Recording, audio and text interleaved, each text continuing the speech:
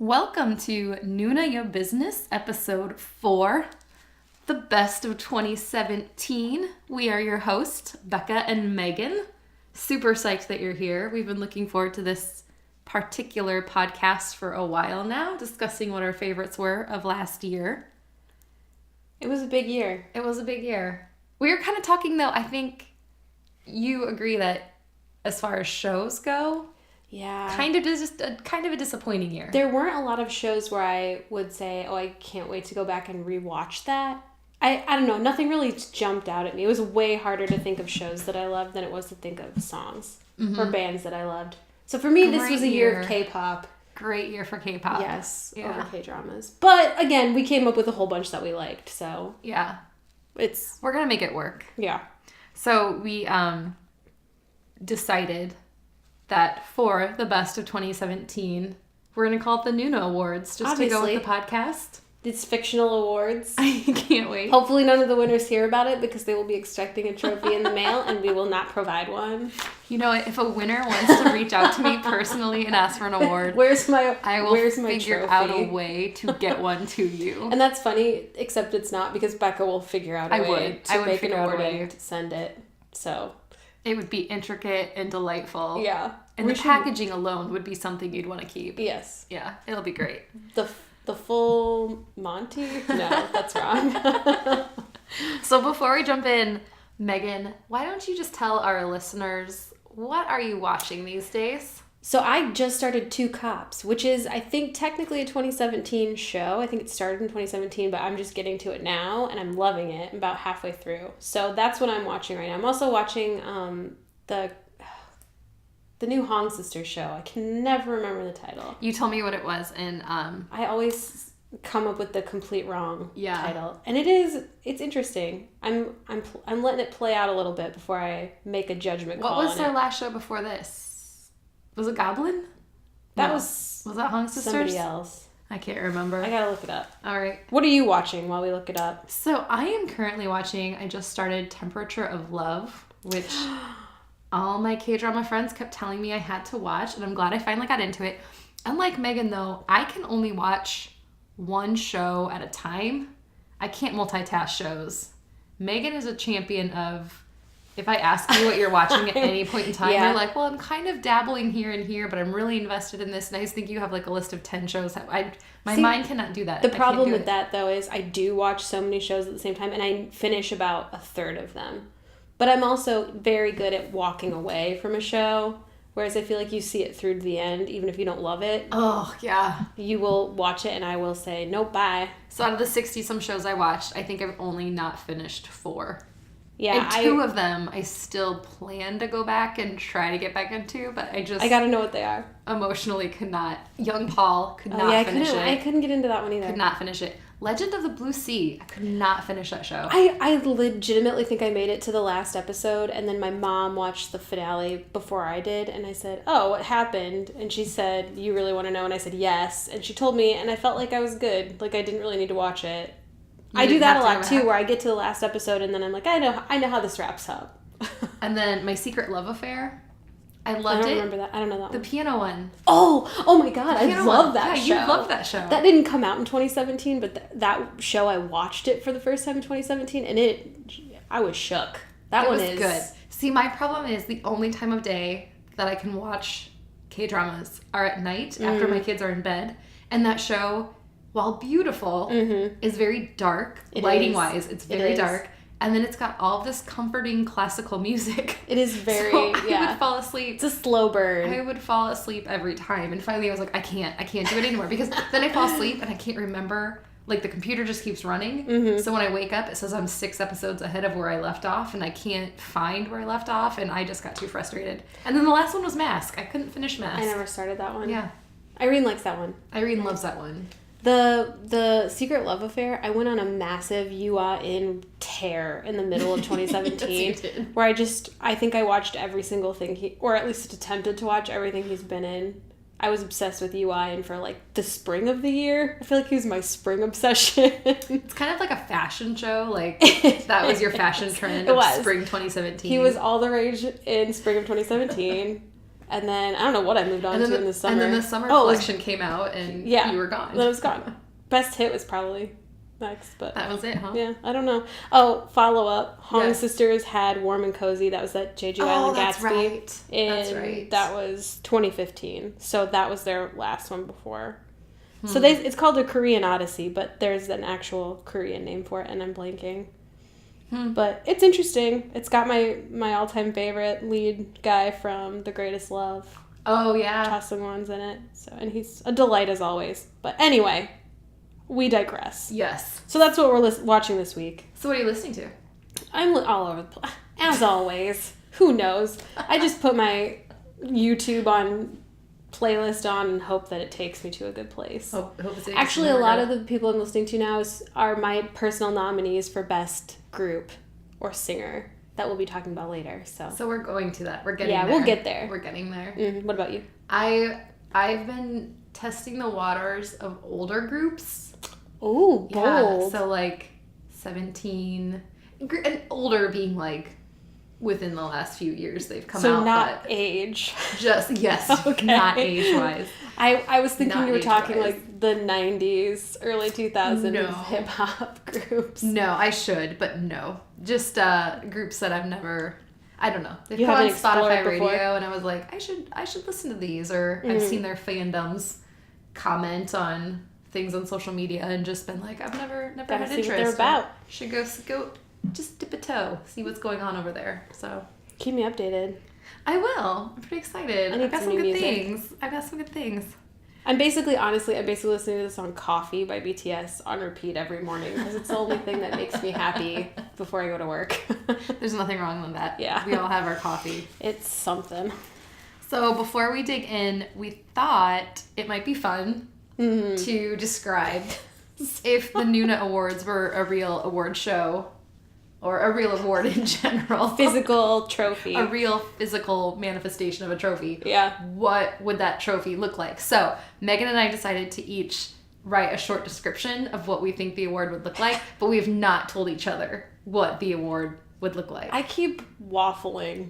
I'm excited. Do you want to go first? No. You want me to go first? Yes. Okay. So I jotted down a few notes. So naturally, it's an award. It would be gold. Yes. Probably be made by Gucci. Oh, yeah. I mean... Gucci is very 2017 It for has us. to. It has to go together hand in hand. I feel like the award would be short but sturdy, like Jackson Wang's thighs. So just kind of a shorter... Oh, I love a Jackson thigh reference. Shorter little trophy. It would also be hella thick, like V's bag Oh my from God. BTS. Yours is so good. You did actual thinking when you came up with this. It would have some sort of like Roman robe, but the left shoulder would be exposed, like Jimin from BTS as well. So the robe would be hanging off the shoulder. This is a hybrid award. There's a lot of things that go into this award. I'm taking it very seriously. It would also be holding a Subway sandwich in one hand and a vitamin water in the other. Yeah, and I'm not even gonna say mine. That's perfect. That's so perfect. I think that's it. I think that's it. I feel like you And really... it would be faceless. It would just be a faceless... I don't want it to be happy or sad. It would just be like, you got a Noona. A sheet mask. Deal with it. It should be wearing a face mask. It should be wearing some sort of... I feel like you just encapsulated 2017 in music and dramas with that description. Which is that in that one award. So we'd have to remake the award every year based on whatever we get most out of these dramas. Can you imagine? How do we get this dream job? I know. Start putting it out there in the universe and it'll come back to us. Use the secret. That's all we need to do. Yeah. So any Korean award show people out We got there, great ideas. if you're listening, clearly we are the marketing geniuses that you need to be hiring. Yeah. So that's what my award would look like. I think that works. Yeah, that's perfect. Mine pales in comparison. I just want to refer to yours. Maybe someday I'll tell you about mine. Well, I'm super excited. Should we just dig in then? Let's do it. Let's get to brass tacks. All right. well, let's do the nominees then. You want to read the nominees for Yeah, who we feel the best actor is? We're going to do actor first because Yeah. I feel like actress always gets put first. No, it's supporting actress. They get that out of the way first, and it's like, oh, those ladies got all dressed up just to get the award out of there first. No, women, we're saving you for last this year. Yeah, best for last. Yeah. So for our actor nominees, and we should again say, we have not watched every single show, heard every single song. In fact, even to go off of that, we just looked up a list of all the Korean dramas released in 2017, and half of them, Megan and I were looking at each other like, what is this? Yeah, I've never even heard of this. And I would definitely say if we could support ourselves without having to go to work, we could watch so many more dramas. Yes. Unfortunately, we have jobs, so this is like, we're doing our best. So think of these as the awards from very personal place. Yes. So these were the people and the songs and the shows that touched us in some way, helped us get through 2017, helped define our year. So, which was a year that we needed help getting through. We needed all the help we could get. And I would say that the nominees we were about to discuss really played a big part in that. Yeah. So, we'll start with actor. Do you want me to read all of them? Sure. So why don't you read who they are and what show we liked them in? So, the first person on our list is Yang Se-jung from Temperature of Love. He was also in Duel, which I believe was 2017, which I also watched. Kim Young-kwang's in Lookout. And also he was like the winter of the late winter, early spring of 2017 style for Megan, because I think I watched everything he's ever been in. Lee Dong-wook from Goblin. Woo Do-hwan from Save Me, he's also in Mad Dog. And then Ji Chang-wook from Suspicious Partner or Love in Trouble, depending on what your fancy is. However you type that into your search engine to find it. Yeah. But a lot of really good performances, a lot of very, very cute, handsome, talented, awesome guys. I just have to say, so looking at our list, I am just watching Temperature of Love right now. Strong front runner there. That guy is he has great chemistry. Talented. And so Duel was an interesting show that I don't know if I would recommend it to you. It's kind of slow. I'm glad I watched it, but I don't know if it was my favorite. But he's great in it. He plays he plays two characters. Oh, my favorite. And one is like a sweet, kind of doesn't know what's going on, victim type character, and the other is very evil. He's really good. So I saw that, and then I saw Temperature of Love, and he is so good in Temperature of Love. What a dreamboat. We were talking earlier about he has great chemistry with the lead actress, but he even has chemistry with the second lead male. Yeah, he plays off of other people really well. Really well. And the interviews I've read with him, it seems like he's a very serious actor. He seems very thoughtful about the process, which I find intimidating in a human. Anytime an actor uses the word process. Yeah. He's got a little Daniel Day-Lewis thing going on. So, I don't know. He just seems he's really young too. Mm-hmm. Like 24 or something. I mean, really young, relatively speaking. He's a baby. He's younger than I expected, but he seems very mature in his thoughts about acting. So that's just so you know. Yes. That's a thing about him. You know, I like to learn about the guys that I'm watching in my show, so. But that character is great. He's in Temperature of Love. He's a little mean. Yeah. But I feel like he's the kind of character who he's in love with somebody because he does not really like anyone. Mm-hmm. And not in that fun Jung-hwan way from Reply 1988. In a very, he just doesn't really have time for people. Yeah. I like that. I think it's interesting. He likes cooking and one person, and that's how it shows. Yeah. And he'll tolerate his sous chef and other kitchen friends, but that's it. But only when they go to Subway for sandwiches. So he's great. We also have to talk about the Goblin character. Yes. Amazing. I think we were saying earlier, it's going to be a pretty iconic role in all of K-dramadom. Yeah. And okay, before anybody says anything, we didn't put Gong Yoo on here.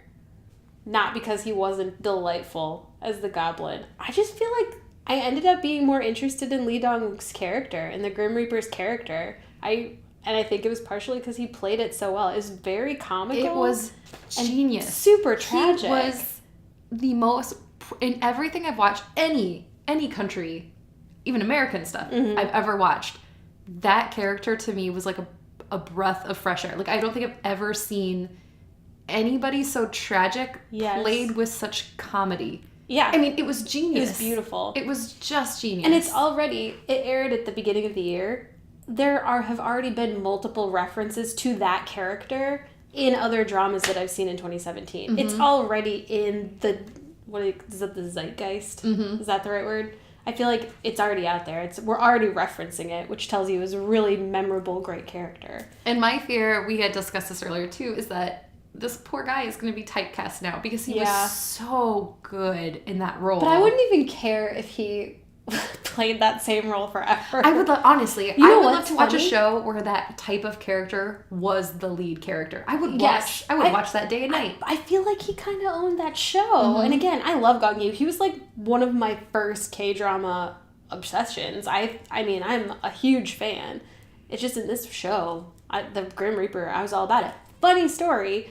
This summer, randomly, my mom found a movie that I can't even remember the name of.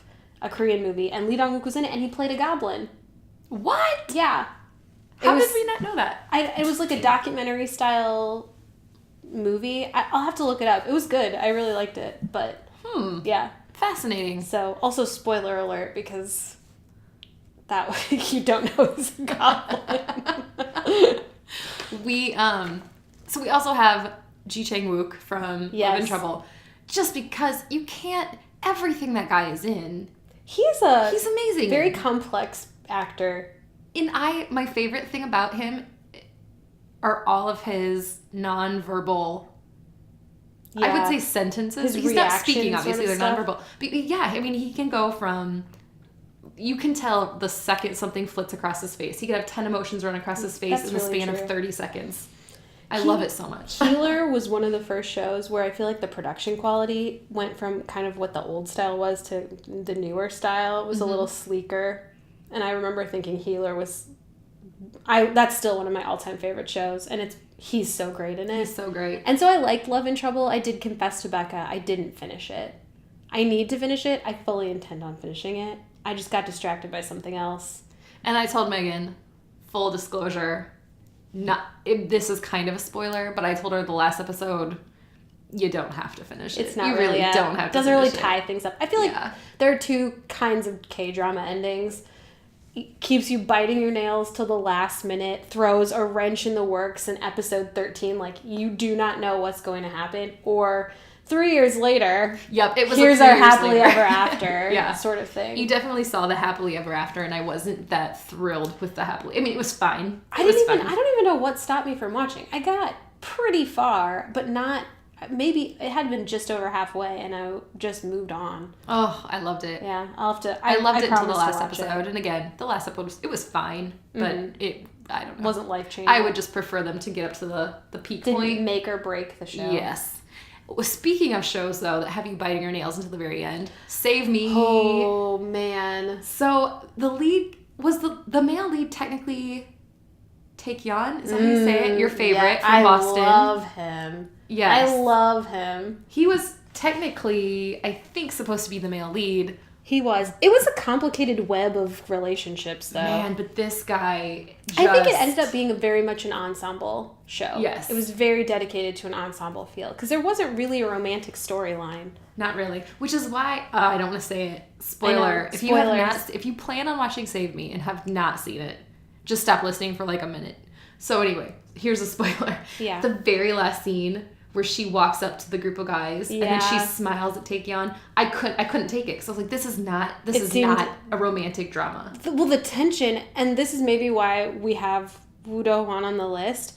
The tension between him and everyone. He played that character so beautifully. He brilliantly played that character. But especially between he and Sang-mi was kind of indescribable. It was very, very palpable. It was very intense, and it wasn't necessarily sexual tension, but that was an element of it. It was so many things. It definitely was. It was a protection thing for sure. Yeah, like he deeply cared about her. And that, just as a person. And again, it was somebody that he knew was in trouble. It was well acted romantic, and a greatly written character. Oh, that character was so complicated and all beautiful. The things that they go through, that character went through in that show and put himself through to help save her he wins. That was another situation where I feel like he didn't have to say anything, and the acting he was doing with his face was super successful because he was a really quiet person.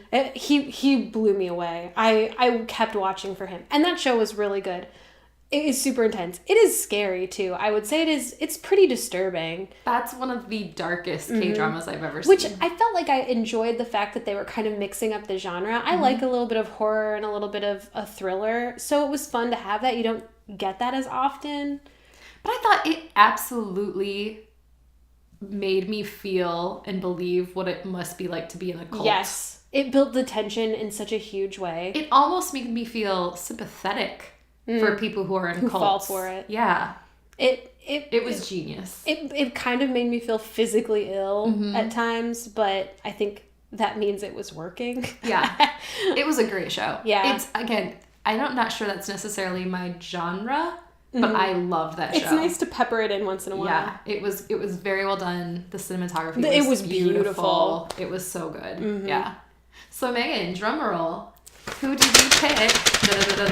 Who did you pick as our winner of 2017? My choice for winner, and you could probably guess from our discussion, was Lee Dong-wook. Because I feel like that was a career-defining performance. If you want to see an amazing second lead performance from 2017, definitely go see Goblin. Yeah. Definitely. It was and his chemistry with Gong Yoo was great. Oh, I would watch that. That's what we need to bring back. That bromance was so good. Gong Yoo and Lee Dong-wook in a show is why that hasn't been greenlit yet. I do not know, because they are fantastic together. It was so good. And we didn't talk about Kim Young Kwang, who's on our list also.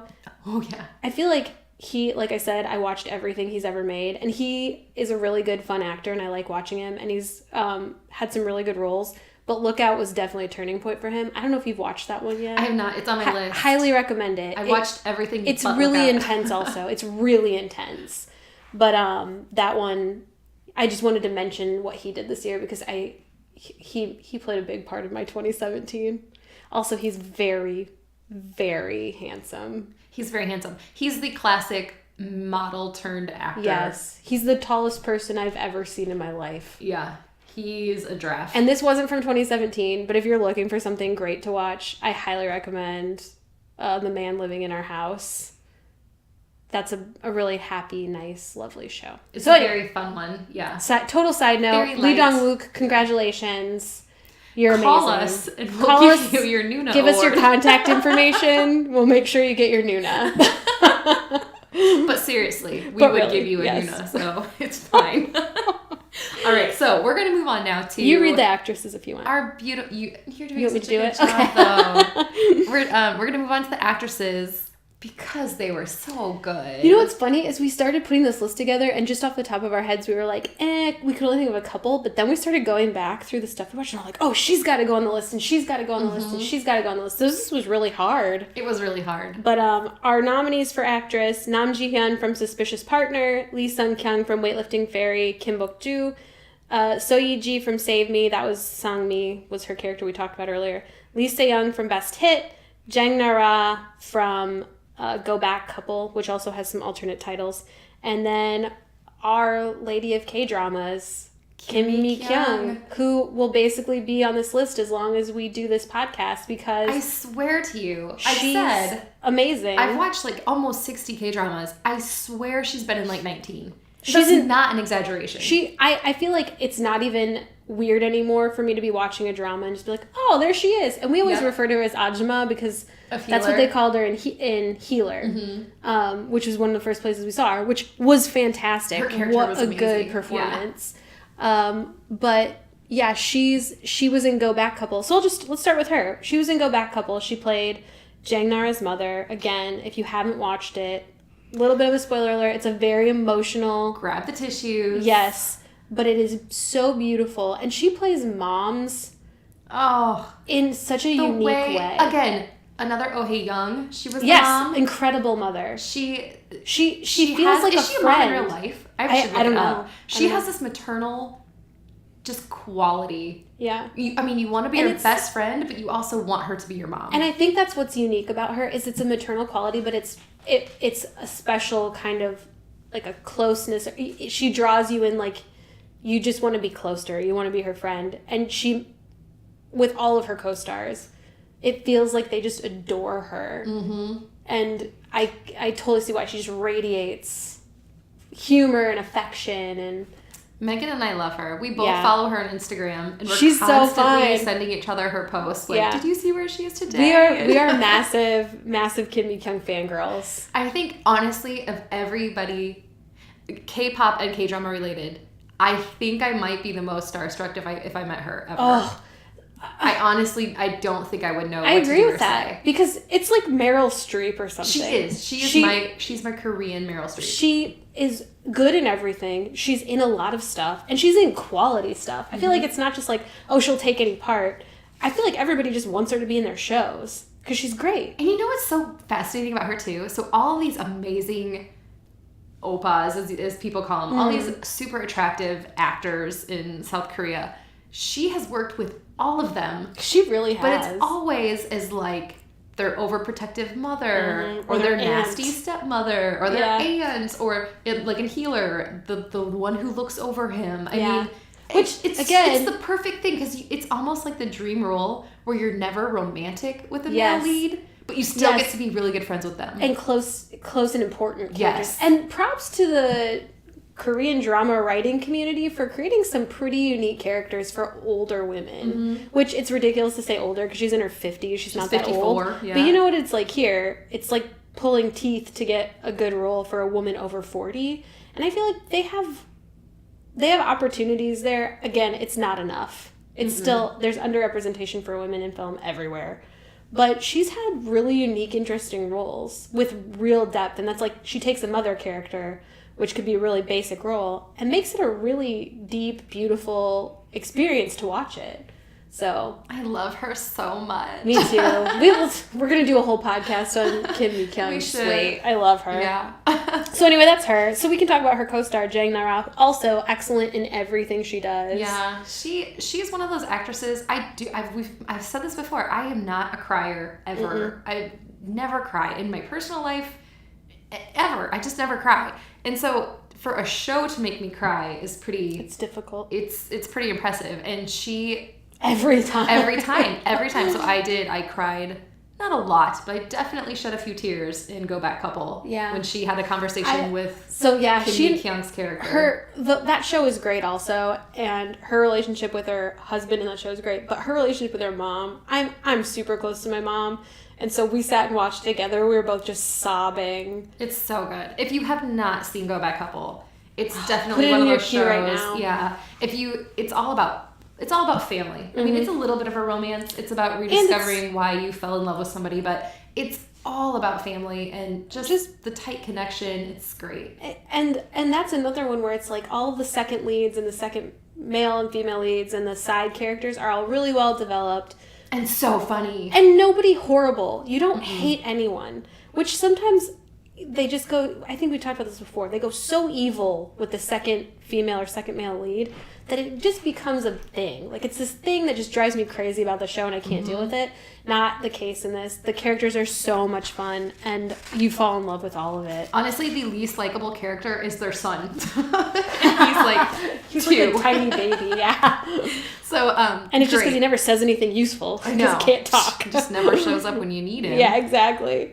So yeah, that show was great. And again, Jang Na-ra. Really emotional performance. Great. Really funny. She's so funny. As a mother, I think I texted you and Irene the very first episode in the first 10 minutes. There's a scene where she's walking down the street and she's got kids spit up on her shirt and she feels like other women in the street are judging her for looking bad and she's stressed out because her husband's not home to help her and her kid is sick. And I just texted Megan and Irene. I was like, this is exactly how I feel. It's like she sees me right now. Absolutely. The writers got the tone of what motherhood is. Yeah. Yeah. So and it was great. That carries on through the whole thing. I think really, really good performance, really on a really great show. Ooh, sorry. Also, what did I just think of with Jang Nara? Oh, she also plays a 20-year-old and a 38-year-old, and you buy both of them. Her and her husband Both. Both of them. It's incredible. It's amazing. So, and we probably should have put him on the list. He was really good in that show, really good, too. I just neglected to put him on there. It was a heavy hitting. Too many, list. Yeah. His day will come. But, so Jang Nara, great job. Then I think I, like, forced Lisa Young from Best Hit onto this list because, again, I loved her character. She was, Best Hit was, I really enjoyed that show, and I just liked her go-get-em attitude. I thought she was a really fresh presence. I've said it already, but another refreshing character. She seemed like a person you would want to be friends with in your life. Like, she's not a genius, she's not super smart, she's kind of messes stuff up sometimes, but she works really hard. She's easy to be around. She makes people around her happy.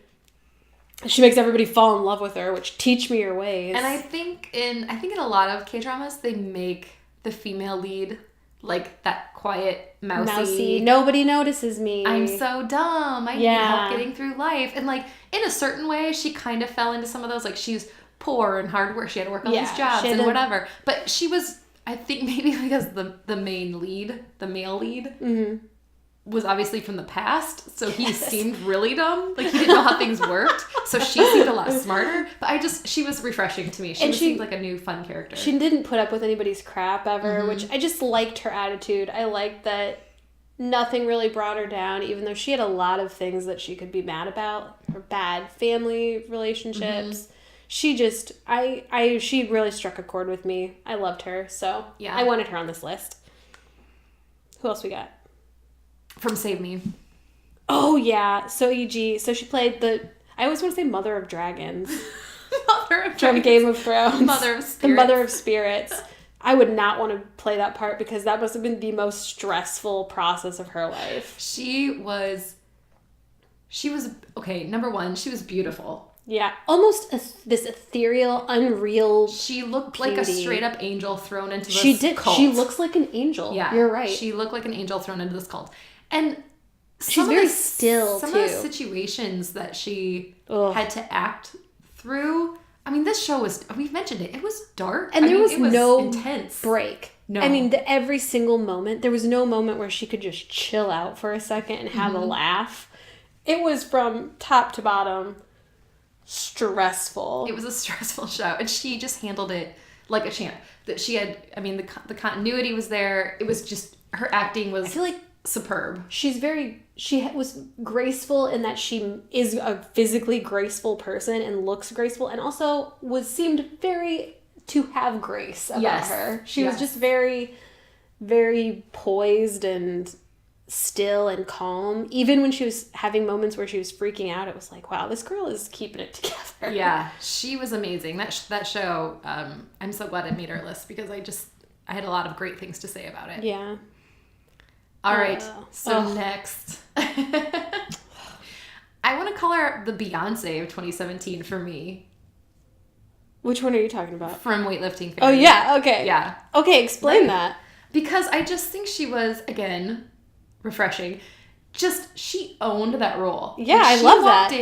She walked in. This is another model turned actress. We're talking about Lee Sung-kyung from Weightlifting Fairy, Kim Bok-joo. Another model turned actress. Mm-hmm. And this role in Weightlifting Fairy, she's basically, well, if you haven't seen it, she's a weightlifter. Yeah. She's in college. Collegiate weightlifter. She's in college. She's trying to, make national, she's trying to make the Olympic weightlifting team. And it's unreal. Like, oh, yeah. I mean, they make her look sweaty. There's all these scenes where she's trying to gain weight. They made her wear like a fat pad. They totally address that too, where this character has actual feelings about the fact that she always looks sweaty and she doesn't look pretty, and she's proud of what she can do, but it's still this fact that she's a young woman and there are a lot of pressures on her. I mean, it was a really nuanced role. I thought it was so beautifully done, and she was just like Beyonce. She was fearless. She was awesome. She just walked in and owned that role, and she did. In real life, this actress had to gain weight, and I think it was 15 pounds. I think minimal. She got up to 125. Like, oh, God forbid. But That must be nice. For her, that was considered pudgy. Well, and the only things I'd seen her in before were, like, I can think of Cheese in the Trap, where she played kind of a glam character, and she is stunningly beautiful. She's so gorgeous. When and I realized... It's Okay, That's Love, right? That's right. Oh my gosh, the first time I saw her in that, I was shocked at her beauty. She is just so naturally beautiful. And even in this role where she is, they give her a terrible haircut. The hair is awful. They kind of make her walk around in these dopey clothes, and she's always got this kind of dopey look on her face, and she's just so beautiful because this character is so lovable and genuine and beautiful and strong. Oh, it was like such a wonderful transformation. I honestly don't know how I would think of her as prettier. When I see her now and she looks really beautiful and glam again, I'm like, oh, she's pretty, but I kind of miss the bowl cut and the sweats because she just embodied that spirit of I would say, so of everybody that we've had on our list so far, besides the Save Me character, the mother of spirits, as you will, I would say that this weightlifting fairy character she embodied it the best. Like, she was by far the most believable. She became... Like, I would want to go watch her weightlift. I would want to go get a beer with her when she's done weightlifting. Yeah. I would want to be her best friend. Like, she's just... The character was beautiful, and she played it so well. And she never fell into any of the tropes of, like... I don't know. I don't even know how to explain it, I guess. It was consistent from top to bottom. Mm-hmm. There wasn't a moment where, like, okay, well, she kind of had a makeover and changed into somebody else. No. This girl was who she was, and that was it. Take her or leave her. This is definitely one of those shows where when my daughter grows up, I hope she watches a show like this and has that female character in mind. I just love the character that much. Wonderful. Yeah. She was fantastic. Oh, and then Nam Ji-hyun, who we fell in love with in Shopping King Louie in 2016. And then our love was further solidified in Suspicious Partner. Becca, you should talk about this one because this was one of your... I do. I love Suspicious Partner, which also goes by Love and Trouble. I loved the story. I love Ji Chang-wook, but Nam Ji-hyun, is that how you say it? Yes. I think so. I just think she's gorgeous. She's such a pretty actress. And she's so... My favorite thing about her, especially in this show, is she's so... physical. Her acting is very physical. Yes. I mean, she moves a lot, and it's to the point where it's not overacting, though. I think there's a really fine line there between trying too hard, and she just embodies it perfectly. It seems like her natural physicality. Yes. She's exaggerating her natural physicality, which is why I think it works. Mm-hmm. But she's great. I thought she was so good. Now that we're talking about it, there were a lot of female fighters this year. There were. Because she's kind of...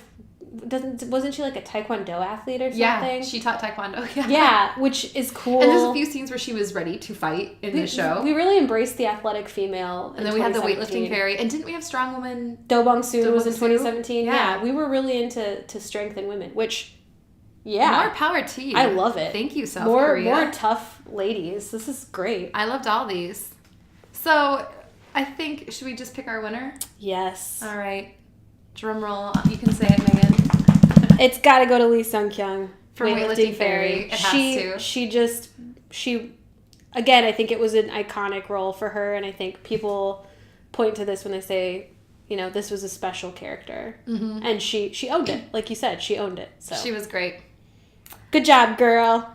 All right. So, should we briefly go... We'll briefly go over... We picked a couple of nominees for the Noona Award for the Best Series of 2017. We've already talked about most of them, so we won't go into too much detail here. Yeah. But, so, obviously, we picked Best Hit, which was one of Megan's favorites. And whatever Megan loves, Becca loves. And I know Megan loved Best Hit. Yes. And it was very good. It was very well done. It. While You Were Sleeping, which was another one. I have not seen it. Yeah, it's good.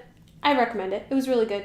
It was one where, like, again, I can't even tell you why I liked it that much. It's just nice. It was just nice. It was just happy, yeah. A little stressful. Had some mystery elements to it. The other one I did not see on our list, The Package. Okay. But I know that you love this one. You have to watch The Package. It is a shorter series about a tour group from Korea in Paris. And it's just their stories on the trip and then their backstories intertwining all of this great, beautiful shots of France. It was like going on vacation. The characters are great. Great acting. Must watch. Must watch for everyone. I loved it. Suspicious Partner, obviously, Yes. which was one of my favorites. That one, so if you haven't seen Suspicious Partner, basically it's a lawyer, two lawyers, a boy and a girl lawyer. Yeah. And lawyer girl And he's a prosecutor at first, right? Yes. Gets wrongly accused of a murder. Which, wait, I need to take a pause. So, like, I knew it was two lawyers, and I knew it was Ji Chang-wook and Hyunji, or I already forgot her name. Nam Ji-hyun. Yeah. So, I was like, oh, it's going to be a great romantic comedy. They're just going to be butting heads in the courtroom. Spoiler alert. The first episode, there's, like, all this hilarious sexual escapade, sort of like misunderstanding on a train, and then at the end she's like in jail for murder. It was like, what is this show? I think Megan started watching it first. Yeah. And you were telling me how much you and your mom were liking it. And then so I'm like, I need a new show. I finished whatever I was watching. So I started watching it. I texted Megan at like midnight one night and I was like, you did not tell me that there was going to be a murder in this show. Well, and I figured that like that was a possibility. I just didn't figure we'd be sending the female lead to prison immediately. I was so confused. Spoiler, it looked pretty grim. It did. It was deeply upsetting, especially because they set you up with such fun and fancy-free little romantic frolicking, and then immediately you're like, she's going to jail. She's going to jail for life. And it looks bad. Yeah. So it was they got me, which also, after you watch Two Cops, we're also going to talk about how that first episode, I did not know what that show was about. Oh, I can't wait. So anyway, Suspicious Partner. Again, it made our list, so it obviously rebounded from this. Yes. First episode. It definitely, you can recover from the shock of the arrest. It might be helpful for you to know that there's a murder at the end of the first episode. God. Which I did not. So going on, then we picked Go Back Couple, which I just finished. It's just again, I love it so much. Strong ladies and time travel. That was the two big themes of 2017. I can already see a theme of 2018 seems to be robots, but that's a discussion for another time. And then we picked Save Me, which we did go into quite a lot of detail about, along with Weightlifting Fairy, which we also discussed a lot. And Goblin, which, if you haven't seen it, I don't really know if we said the plot. Yeah. Basically, I don't know if I know the plot. Gong Yu is like 400 years old. Is he 4,000 years old? He's really old. He's really old. He was killed in a battlefield in ancient times. And because of some goblin-y magic, he won't die. So he lives forever, and he has to try to find his bride. Right. And I think it all has some basis in Korean folklore, which, again, we're not super familiar with. They do explain it, so you understand this whole thing. But it's a lot. I mean, like, that's just one small part of what the show ends up being, which kind of convolutes things a little bit. So he basically ends up finding his bride, and that's the whole home tale. She's pretty young. But as we mentioned, the best part is he ends up being a roommate with the Grim Reaper. And the Grim Reaper, the guys' chemistry, the bromance there is so funny. So funny and so amazing. And I know it sounds crazy when we say that a goblin and the Grim Reaper are the two main characters of a K-drama, but it works. It works 100%. It works so well. And this probably wasn't my favorite show of 2017, but it has to go on the list just because it did so many things well. And everybody was looking forward to Gong Yu's return to television. It had been a long time. It was a triumphant return. It was great. Magnificent in his long wool coats. His long It was a very cold-looking show. It was mostly took place during the winter. I feel like everywhere you go, it was snowing, which got a little bit stressful for me. It's too cold in Iowa right now. I don't need more. So I don't need cold coming through my laptop screen. So let's move on to our next category. Let's pick our winners. Yeah. Duh. So let's pick our winners for Best Series. So Becca, you go first. You guys can probably guess it by how excited I was talking about it for 20 minutes, but I picked Suspicious Partner and Love and Trouble. It was a show, I don't remember when it came out in 2017, but I probably watched it 10 times. I watched it all the way through once, couldn't get enough, did it again. You did watch it a lot of times. Didn't get enough, watched it again. A bunch of times I'd text you and be like, what are you doing? Oh, watching Suspicious Partner. Megan's like, girl. I haven't even finished the first one. So that was my winner for my Noona Award. Megan, who are you giving your Noona to? Again, this is the least tense award show because we like kind of tell you what we were going to pick way ahead of time. Best Hit was number one for me. I put off watching it. When I heard the description, I wasn't that interested. And then again, our friend Irene kept pressuring us. Peer pressure is very powerful in K-dramas. Pressuring us to watch it, and I was enchanted. I think it's funny. I loved the characters. Yoon Se-yoon was my first introduction to him, and that opened up a whole new chapter in my life also. He's fantastic. It was a really fun look back at 90s and 2000s music in Korea. And fashion, the world. Fashion. All of it. And he really played a great, fun, lovable character. We talked about how sometimes a show will end and you physically and emotionally you feel like you miss a character. That was how I felt about Dabong. Yeah, Dabong. I felt like once that show was over, a little piece of me had gone away because I was so attached to him. So that show, I loved it. I watched it a bunch of times through, and I think I'll go back and watch it again for sure. So I love it. So we're gonna move on now. Let's we're gonna tuck away the TV world here. We're gonna jump into the music world, which we've already mentioned. This is even harder. It was a year of music. It was, and I feel like a year is so long. I can't remember anything from a year ago. So we did our best to kind of dig back into stuff that we liked, but I know I forgot probably a ton of stuff. So this is just the stuff that my brain managed to filter. So the Noona I can't even say it seriously. It's like 9 p.m., so we're both really tired. The Noona Award nominees for the best group or singer of 2017. First, we have to say BTS. We've already done 2 podcasts on them. Again, it's not that we are big BTS fans now, but starting the year, absolutely not. No, we really knew very little. We were very about casual them. BTS fans in January of 2017. And I think even if you are a person who doesn't love BTS, you have to step back and appreciate the magnitude of 2017 for them. The sheer power. Just everything that's the award shows, the appearances, all the music, international videos. Traveling. There were like really 1,000 videos came out this year. It was I can't even in one sentence describe how big of a year BTS had.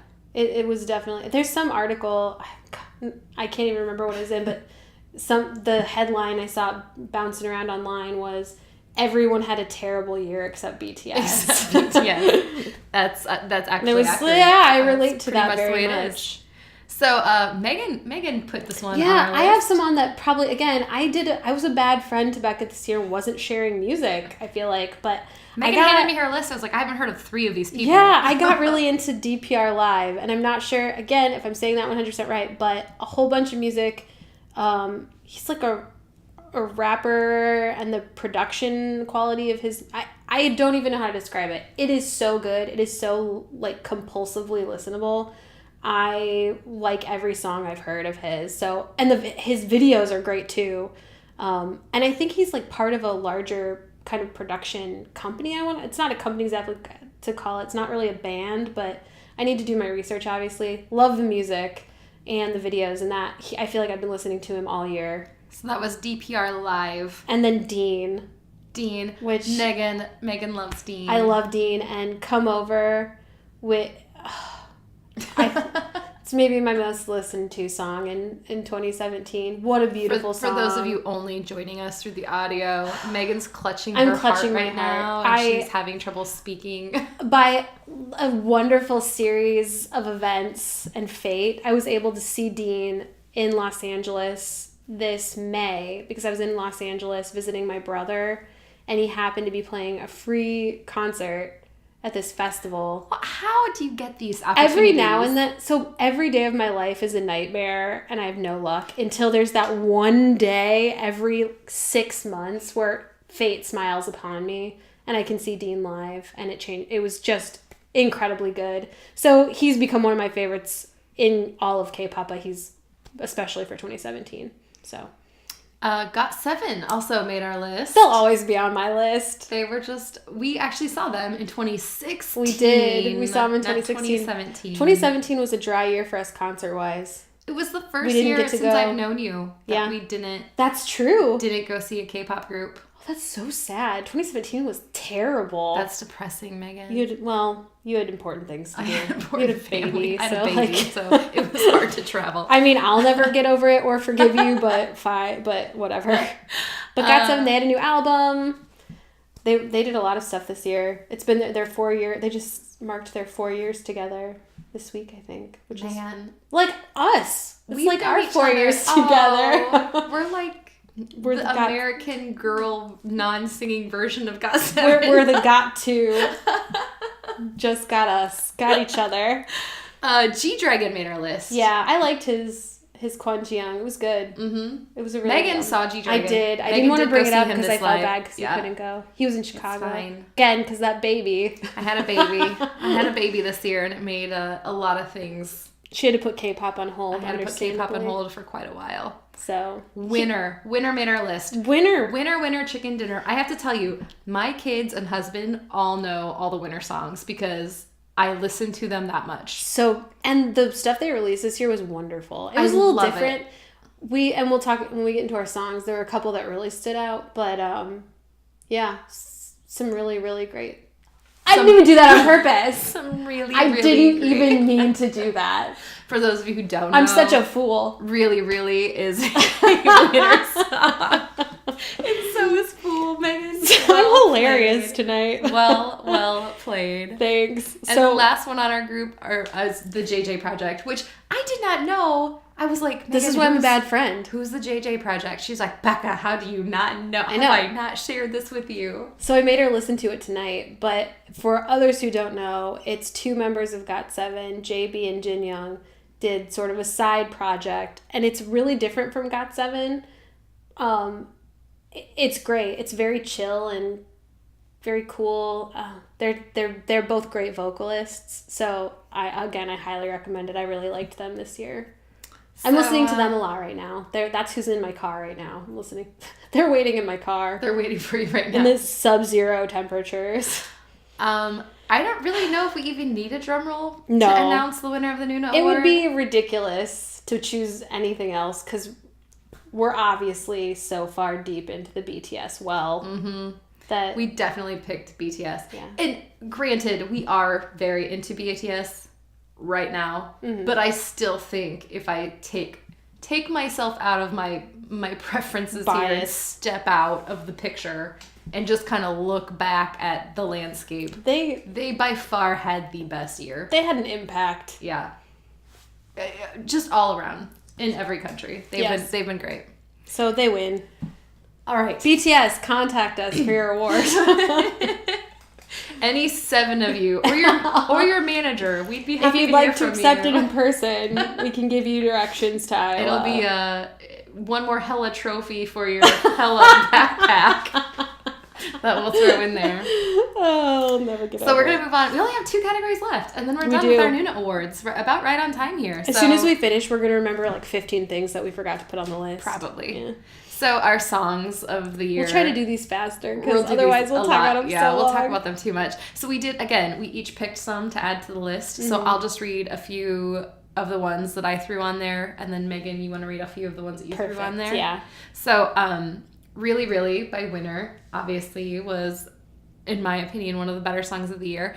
Megan put Fool by Winner on there, which is great because I would have, but I felt like I was being selfish if I would have put 2 Winner songs on the list. I really liked that song. DNA by BTS. Mm-hmm. I'm trying to pick which other ones were mine. I forced a lot of stuff onto this list. I'm just going to let you read the rest of them. 17. I feel like most of them are yours. That's right. Don't Want to Cry by 17. Which Becca, I had never heard that song, and Becca sent it to me, and I really liked it. Mm-hmm. I really, really liked it. You really, really liked it. I have Coco Bop by EXO. That is a great jam. That's a super fun one. And then I had You Are, GOT7 single from 7 for 7. I had Red Flavor by Red Velvet, which I've said before, I'm not a huge girl group fan. I love Red Velvet. They're probably my favorite girl group. She also, coincidentally, really just likes Velvet. I do love Velvet. And I feel like I've even managed to talk about that on this podcast. I think you have. Which isn't about clothes. You do. I love Velvet, so It was just And I just saw a play called Red Velvet. Everything is aligning. Full circle. It's full circle. I put on Tomorrow Today by JJ Project. I put on Teenager by Got7, which I would like to say for a moment, the performance video that they released for that, it was like, it pulled me out of my BTS haze for a minute because it was so great. They were like, come back to me, Megan. We miss you. And I said, okay, Got7, I love you. That's strong. That's powerful they magic pulled right me there. out. And then I had to put Serendipity, BTS, in there because I'm obsessed with that song. And then my final song on here was Energetic by 101. Which I told Megan, I listen to Spotify a lot, and I have just a K-pop playlist that I made for myself. And whenever the playlist is up, it kicks me off to like Spotify radio, where they just try to match a song with what I've been listening to. And every single time it's Energetic. Mm-hmm. Every single time that song comes on. I love that song. I think I would like it, but I'm so sick of hearing it. You're forced to listen to it too. It's not like you got to choose it. Right. But I get that. I totally get that. So those are our song nominees for 2017. So we're each going to pick a winner. I feel like I just picked mine based on how I feel right now, and it could change at any moment, but I picked Serendipity. That song really touched a chord with me. I don't think it was the song so much as the music video. Okay, yes. So first of all, I heard RM talk about the fact that there's a cat in it, and so I was like, okay, this song is for me. And then the music video stunned me. I'm not kidding you, immediately texted me, and she was like, because Megan is a big Jungkook girl herself, and RM, you like RM? Yeah, I alternate. Yeah, and Jimin has always been my jam, and she immediately texted me and was like, Jimin is an angel. How have I never noticed that Jimin is an angel? I can't even. I can't talk about it.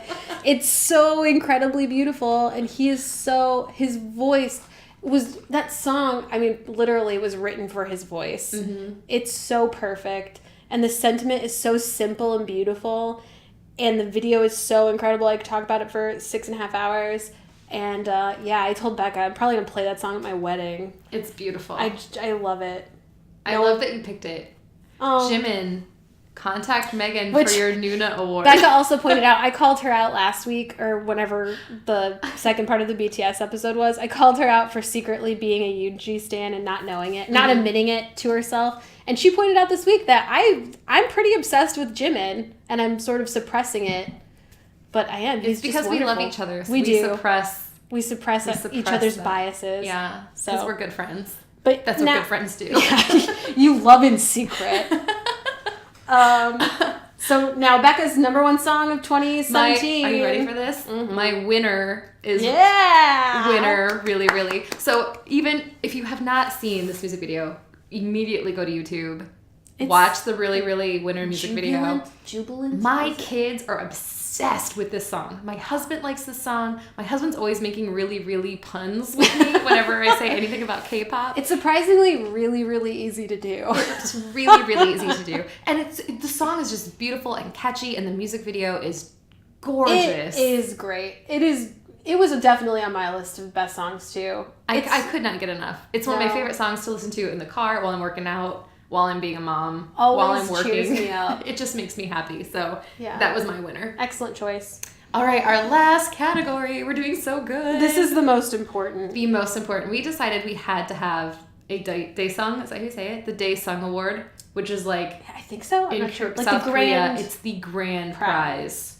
Just the best of the best. Best of the best award. And we thought this year we would give it to the people or to the individuals who worked the hardest in K-pop and K-dramas, who you see them the most. Mm-hmm. They're in everything. They're always out there releasing new stuff. That's who should get it. That's who should get the DAESANG Award, which is... We were pretty happy with our winners. I feel like we should here. announce our winner, and then we can talk about our runners-up. Okay. Maybe we should just announce the runners-up. Okay. And then just leave the big Puma winner at the end. Yeah. All right. So we started with, and I don't want to say his name wrong. Is it Sejin? Sejin is the BTS manager. That guy's got to be exhausted. He's got to be exhausted. He's got to have no personal life. Do you see how much luggage they take places? Oh my gosh. When they flew into LA, I couldn't believe all the luggage they had with them. This guy has to watch after seven young men. Oh. And granted, they all seem like they're mature, Yeah, they can take care responsible of people, but still, he's got to take care of 7 guys who've been flying all over They're the place. also international treasures at this point. So if anything happens to them, he's It's his fault. He's got a lot of weight on his shoulders, I feel. I feel like he worked pretty gosh darn hard. Yeah. Our next nominee, we've already mentioned it, Kim Mi-kyung. She's everywhere. She's everywhere. She's in every drama Hardest ever. working actor in South Korea. If you follow her on Instagram, she's also traveling the world and having a great time. Looking I like don't she's living know her how best she life. has time for that. I don't either. And we looked up tonight. The woman is 54 and she's more beautiful than I've ever been in my life. Or She's ever will be. stunning. Mm-hmm. Definitely one of the harder workers. Our last nominee that didn't win anything here, I picked vitamin water. So if you're going to go with product placement in Korean dramas, any kind of banana milk, vitamin water. We joked about Kleenexes. Skincare products. Because of all the nosebleeds, Kleenexes played a big role. Which is a very real part of my life also. Any sort of IV or hangover medicine. A lot of probably stuff we don't. There's like a bakery called Paris Baguette that I've seen in a bunch of shows that we don't have here. Mm-hmm. Looks delicious. They all worked very hard. But no one. They got their name out there. No one worked as hard. As our winner. Subway. Subway, you win the DAESANG Award this year. Subway. I was in Chicago. In Lincoln Square. I am not kidding you. I walked past a Subway, and my first thought was like, oh, like in K-dramas. And not like on every street since I was a child. I was just so inundated with Subway sandwiches in my K-dramas this year that I now relate them to South Korea as though it is a thing we do not have and here. Here's the problem. We tried to make a list of all the K-dramas that Subway is in. Yeah. And it was too long to list on our podcast today. So, Subway, you definitely win. We get it. You're paying the bill for all the K-dramas. Yeah, I guess we love. should have added Puma also, because we talked about how Yes. BTS is rocking the Puma a lot lately, but... And honestly, nothing... So we were joking because obviously I'm watching Temperature of Love, but nothing kills the mood more than seeing these, like... This Michelin star chef... eating a Subway sandwich. Like, that's really gonna be constantly, in his too. palate. They're just constantly at Subway, and we're not knocking the show. You got sponsorships. You have to work it in, and at least the writers are trying to work these things in so that it's more natural, and I appreciate that. But there's nothing more unnatural than seeing a goblin take his bride that he's been waiting thousands of years to meet to Subway He on a has date. been saving money for thousands of years. He can afford at least like a Denny's. I mean, he could even just once take her to Applebee's, man. Like, sit down and enjoy your food. And I always love it when they're like, ooh, should I get lettuce? They actively discuss in the K-drama.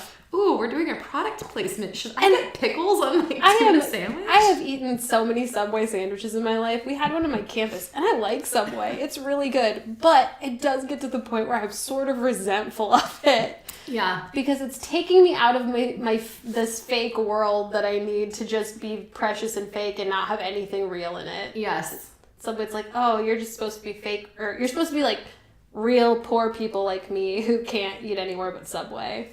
It's frustrating. My son loves Subway, and we just got a Subway that opened up like half a mile from our house. It's the closest fast foodie place within miles. Yeah. And I refuse to go there. It's just any sort of and product placement. It's so not just Subway, but product placement in general just takes you out of the story. Subway, if you ever listen to this, please take note. You're actually making me not want your product. It's in all my favorite shows. It's killing me. See, unfortunately, it does make me hungry for Subway.